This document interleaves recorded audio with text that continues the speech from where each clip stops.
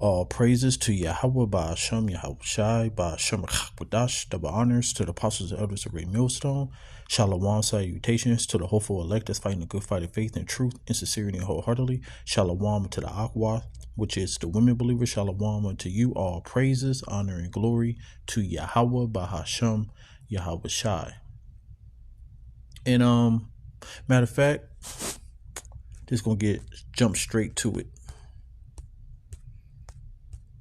Because one thing that our people don't get is that this is the situation that cannot be disannulled, which means that the contract cannot be broken.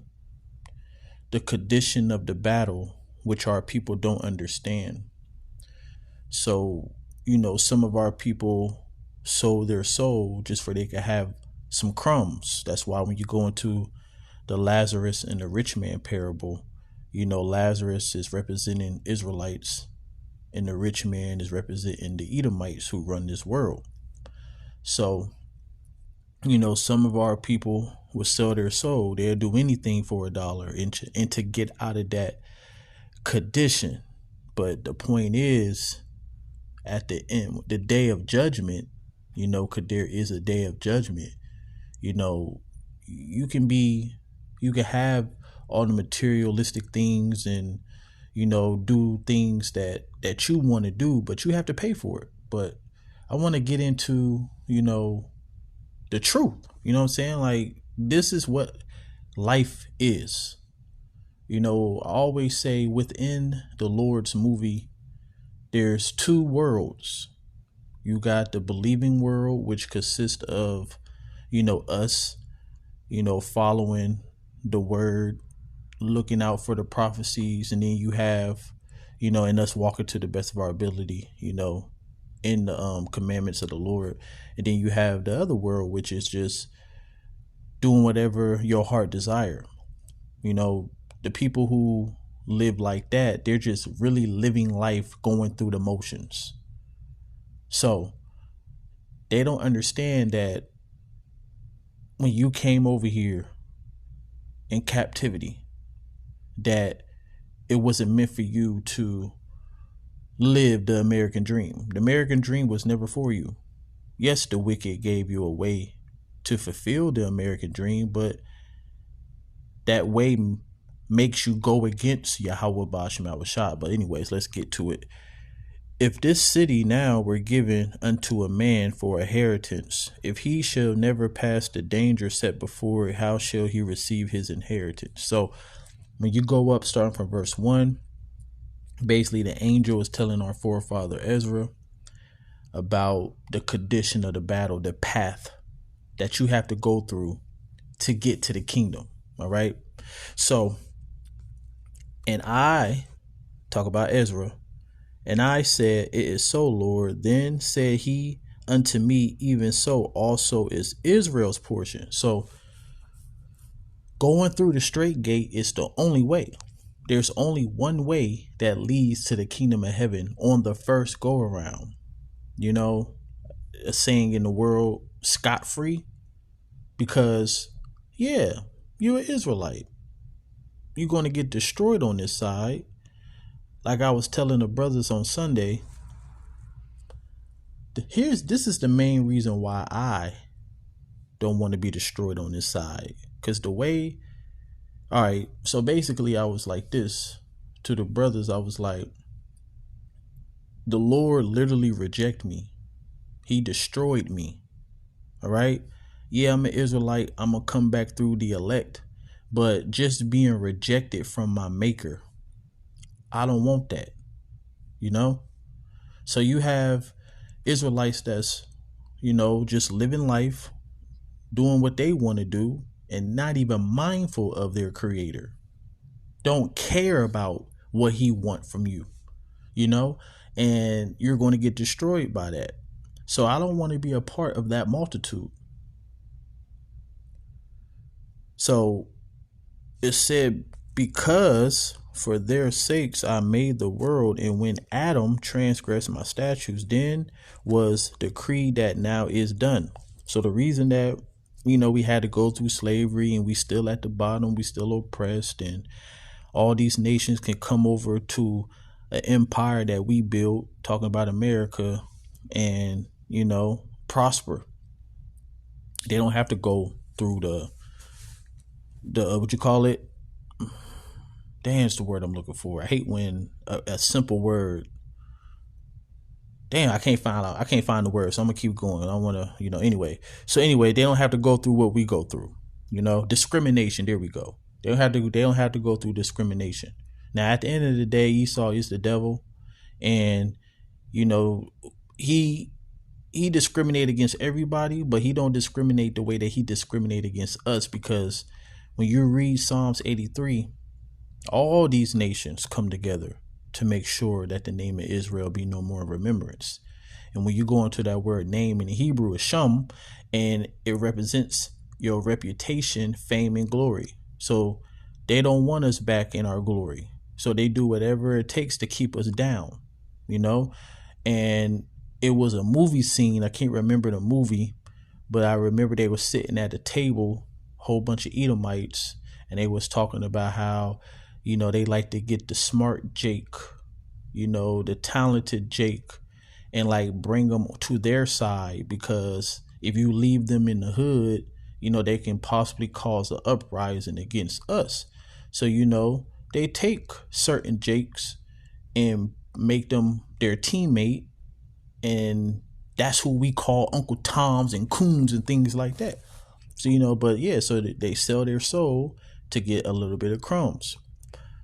So, but yeah, so going back to the garden, where was our downfall, Eve being beguiled by the serpent and Adam following Eve, and look at us now. So, and since for that, then were the interests of this world made narrow, full of sorrow and travail. They are but few and evil, full of perils, and very painful. And you can't tell me this ain't the case, especially what's about to come to pass. All right. So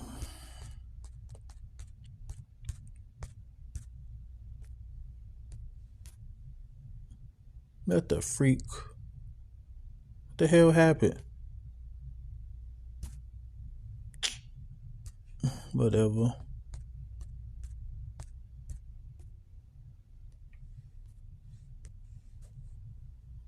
So it says, but as concerning the things whereof thou askest me, I will tell you, for the evil is sown, but the destruction thereof is not yet come. So there is a destruction day, and that's what the prophets prophesy of. But do our people hearken? No. So they're going to get caught up in it. If therefore that which is sown be not turned upside down, and if the place where the evil is sown pass not away, Babylon the Great, this is the place that's going to pass away by a great noise and be melted by fervent heat, as it says in 2 Peter 3:10. Then cannot it come that is sown with good. So this age have to pass away for the everlasting age of the Israelites to come. And guess what? When we speak like that, a lot of Israelites don't like that talking point, which shows you that they're wicked, which shows you that they actually like this place. You tell an Israelite about who you really are, the kingdom of heaven, how you're gonna get everything that your heart desire, but it's going to be in righteousness, which means that you're never going to fall from your grace. You're never going to fall from your status. You tell Israelites that, and you even tell the woman that, and she gets upset, or he gets upset. They don't want to hear nothing about the kingdom of heaven. So guess what? You're not going to make it on the first go around. Revelation 20:5 and verse 6, it said, blessed is he who take part in the first resurrection. Because some of us, it's going to be martyrs. Some of us, it's going to be resurrected and going to the chariot on the first go around because you died in the name of the Lord. And the rest that are part of the elect that stay alive is going to be caught up with them. That's the resurrection, man. Everybody is not going to have to be resurrected, because everybody's not going to die. Yahushua said it in Luke 9:27, and also in Matthew 16:27 or 28. So it says, for the grain of evil seed have been sown in the heart of Adam from the beginning, and how much ungodliness have it brought up unto this time. So this is back 2,500 years ago, in the time in the Medes and Persian captivity. So it's about 2,400 years ago, and it was already wicked as hell back then. So how much more it is now? And how much shall it yet bring forth until the time of threshing come, which we are in that time? Ponder now by yourself how great fruit of wickedness the grain of evil seed have brought forth. And if you can't see how wicked this place is, you're part of the problem. Like, it's sad that you got Jake just living life and not even considering how wicked this world is. Even going back, all right, I'm not an old man, but I'm also not a young man either. I'm 36, about to be 37 pretty soon. So I've been here for a while. And I can honestly say, just even 15 years ago, imagine this, 15 years ago, it was even more righteous than what it is now. Now that damn Barack Obama, he the one that turned this place into Sodom for real. But yeah, it's getting ridiculous now. They just letting it hang out. They don't even care no more. They even trying to push it on our children. So, it's time for the threshing to come. And I forgot who said this in the interview, but I seen it years ago. But it was a woman talking to a man. She was talking about, like, when the kingdom is gonna fall, it's when they start basically dibbling in sexuality, put it that way. Can't say what she really said, but when you start talking about a man is a woman is, that's confusion right there. That's why it's called Babylon the Great.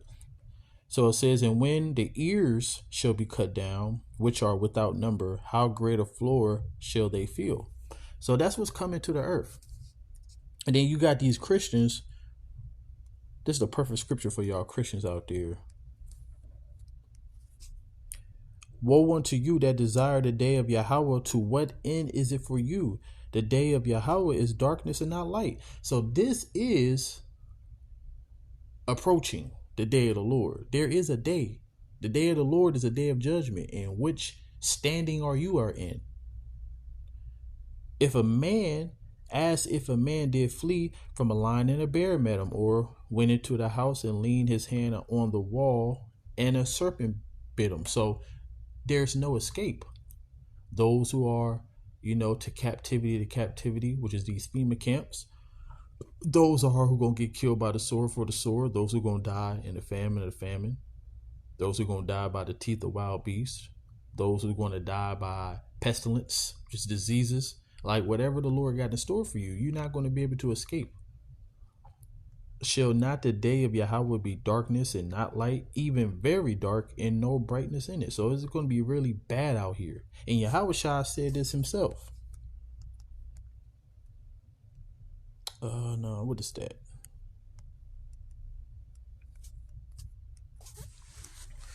So it says, think not that I am come to send peace on the earth. I come not to send peace, but the sword. And the sword is not swing. All right.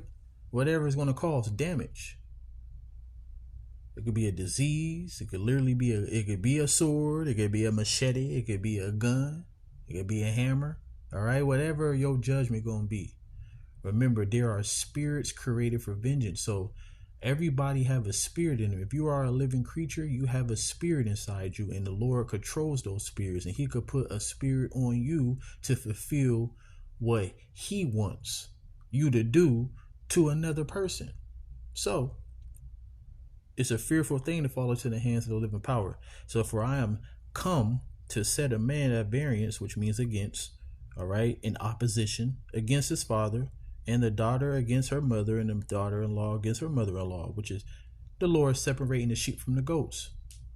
Because in the times that we are heading into, it's not wise to be, yoked with unbelievers. All right? Because when that hammer come down, the believers is going to be persecuted. You think these unbelievers going to be on your side and stand for you in that day? Hell no, they gonna point your ass out. Yeah, he over here. Yeah, I told him about that Hebrew Israelite stuff. And it says, a man's foes, look at this, shall be they of his own household. So the Lord, he warned us of this. And this, you got to be prepared for it too. Now, that's why you're supposed to pray for your household. Through your works, your household can be saved. But yeah, but you never know. Your woman can turn on you. Your children can turn on you. So you got to stay prayed up. And it says, he that loveth father, mother more than me is not worthy of me. He that loveth his son or daughter more than me is not worthy of me. And he that taketh not his cross and follow after me is not worthy of me. And he that findeth his life shall lose it. See? So what do that scripture mean? That you drop all your aspirations, what you want to do, and you go into the way of the Lord. Because when you go into the way of the Lord in this life, you do lose your life. If you had a dream of being a musician or an athlete or an actor or a doctor, whatever the case may be, your primary focus is pleasing the Lord, for you can escape these plagues that's about to come upon the earth. And it says, and he that loseth his life for my sake shall find it. So, just wanted to put that vibration out there. Jake don't understand what we are part of. And I ain't even talking about the ones who are in the truth. I'm talking about the ones who just heard the truth and it went in one ear and out the other and they act like it's nothing. You're going to find out. All right. So we was here to serve our captivity, which is our punishment. And within our punishment, we're supposed to be seeking the Lord 10 times more, as I say in Baruch 4:28, getting right with him that we can escape from these things. But people going to turn up until they can't turn up no more. And then they're going to want to get right, but it's going to be too late. So seek ye the Lord while he may be found, and shalom.